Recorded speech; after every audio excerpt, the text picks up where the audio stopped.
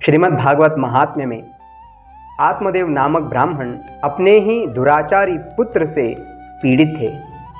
उनका जो धुंधकारी नामक पुत्र था वह बड़ा दुराचारी था। उसने अपने ही माता पिता को मारना शुरू कर दिया।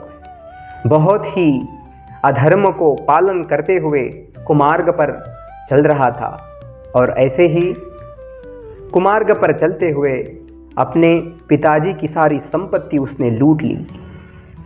इस परिस्थिति को देखकर आत्मदेव के मन में यह भाव उत्पन्न हुआ कि वंध्यत्वम ही समीचीनम कुपुत्रो दुखदायकः, कि निपुत्रिक होना अच्छा है लेकिन दुराचारी पुत्र को पालना बड़ा ही दुखदायक होता है।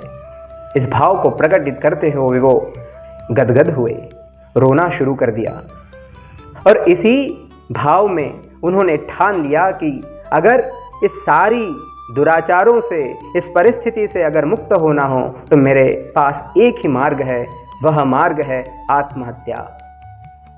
और इसको ठानकर आत्महत्या करने ही चले। उसी समय में उनका द्वितीय पुत्र गोकर्ण, जो बड़ा ज्ञानी था, वो वहाँ आ पहुँचा।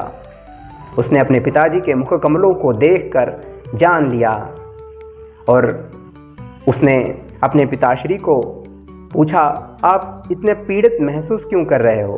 पिताजी ने बोला कि धुंधुकारी का ये दुराचार मेरे आंखों से देखा नहीं जा सकता और मुझे आत्मकल्याण का कोई उपाय चाहिए।